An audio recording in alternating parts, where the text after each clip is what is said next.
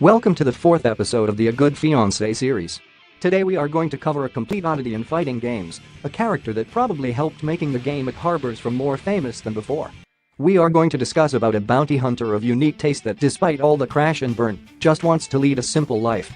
The character we are going to analyze today as a human being and not as a mere puppet we use to entertain ourselves with, is a character that would have been concocted as of today, would have probably been deemed inappropriate by the Western world. Why do you say so? Well, for a very specific reason, and it's not the most obvious one. As of recent, there has been a case of a next-generation Digimon game seeing one of its collectible creatures, an eponymous Digimon, having an evolved anthropomorphical form, being pretty much a fantasy-style nun. The game was indeed released outside of Japan, but with this very character being altered to not remind of a nun. Well, the same would apply for today's character, Bridget of Guilty Gear XX fame. You immediately notice that Bridget does wear an attire that resembles that of a nun, but it's much more revealing. I know, it's very sad, but even as of today, the world is still replete of bigotry and hypocrisy. Sometimes, it's like a drunkard does make wise remarks, while more awake people fail at it. Bridget, a blonde-haired, angelical teen figure with a very feminine figure, female curves, slender arms, slender legs and a panache for dancing and warble on a constant basis. What is worn by this Jollivet is a sleeveless blue dress with white hemlines. The neck is covered by a bandeau, a strapless piece of cloth traditionally worn by Catholic nuns which is fastened with a bow. The shoes worn are quite tall and are made of metal. Around this critter's waist is what looks like an oversized handcuff, probably a foppery to improve the performed dancing. We are talking about a young beauty that would appease the taste of many persons, but never underestimate something that looks fragile. In-game, Bridget shows what a nun-inspired teen can do, thanks to a fair amount of combat training received by the contracting bounty hunting society. Bridget musters a yo-yo and a mechanical teddy bear, Roger, to perform tricks to confuse anyone foolish enough to underestimate one's looking. Roger is a very useful tool for Bridget, as spinning saw blades, incendiary bombs and even impromptu roller skates help this young bounty hunter in the capture of rowdy ruffians. A side note. I have the impression that Bridget would adofferate the yo-yo and mechanical teddy bear for something more common than bounty hunting, deflecting potential rapists' assaults. Dressing and behaving like that while living by yourself at such a tender age means that Bridget would easily be the prey of perverted individuals on almost a daily basis. Now, let us analyze Bridget and his personality and background and see if he could be a good fiancé for you.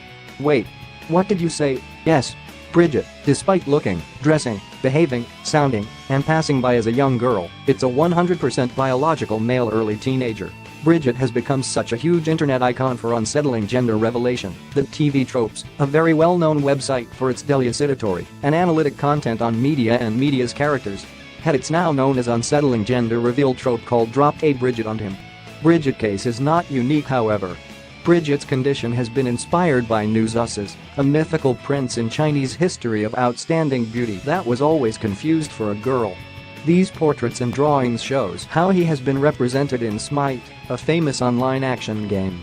In the plot of Guilty Gear XX, one of Johnny's ending, a joke ending for sure, ends with him discovering, at his own dismay, that Bridget, the one he was wooing upon, is, in fact, a young teenager boy. If you, unlike Johnny, have a good observational skill, you would have noticed that Bridget wears a metallic headband with the male sexual symbol engraved on it, a clear hint at his own sex for anybody that doesn't know him. Now, you would clearly ask, why is Bridget so deceiving toward others? Is he, by chance, a girl mind entrapped in a young boy? Well, not really. Bridget is actually a very sexually confused boy that was forced, against his own will, to become a girl in everything but sexual apparatus. By whom, would you ask? Maybe the bounty hunting agency forced him so that he would fill his own bounty's eyes with deception?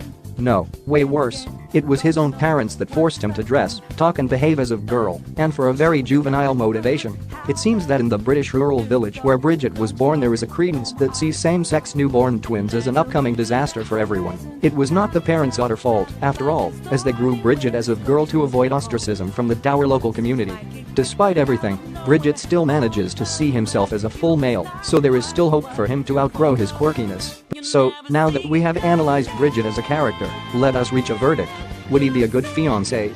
Well, the answer, honestly, is yes, partially for both sexes and sexual preferences, but only in countries where the age of consent is 14 years old and older.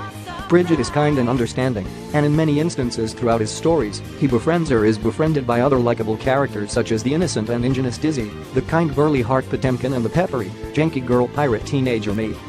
Bridget sports a childlike innocence and naivety himself as he wants to prove others his masculinity but subconsciously prefers to keep being dressed and behaving as a young girl. These traits indicates that Bridget is a strong-willed individual that can easily get friendly with anyone on the good side. For having become a bounty hunter, Bridget probably had in mind to join the personally useful to the commonly useful. He can prove others to be a strong boy while also getting rid of the scum of the world and getting some payout from it too.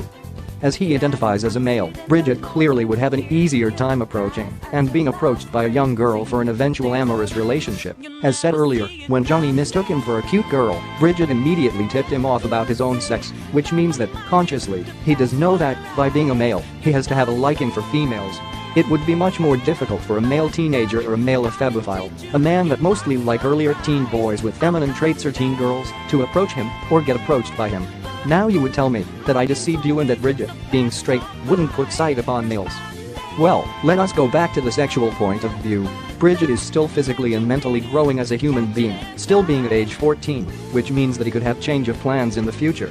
In spite of identifying at 14 years old male, constant years of being forced to talk, behave and dress as a girl could have inputted inside him a lurking need to skip to a latter step and physically morph as well, as the Guilty Gear series is set in a world that is just a more sophisticated, more fantasized version of our own. Bridget, thanks to all the money that he has earned by bounty hunting, wouldn't have any problem at undergoing hormone treatment since his own age, probably requiring surgery just a vaginoplasty, the surgical operation to morph the male pubical area into a female one, in case of deeper surgery required to correct traits as a more pronounced jaw, something that could pop in his adult years as a trans woman. Bridget wouldn't even need to look too far. Why by chance?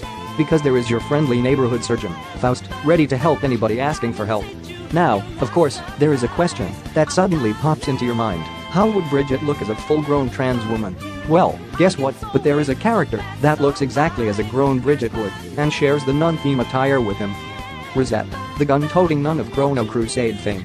A lot of manga and anime fans have already noticed in the past the similarities between the two characters. As Chrono Crusade's first volume was released in 1998, there can be a huge chance that Daisuke Shuetari, producer and artistical director of the Guilty Gear series, could have taken inspiration by it for the creation of Bridget.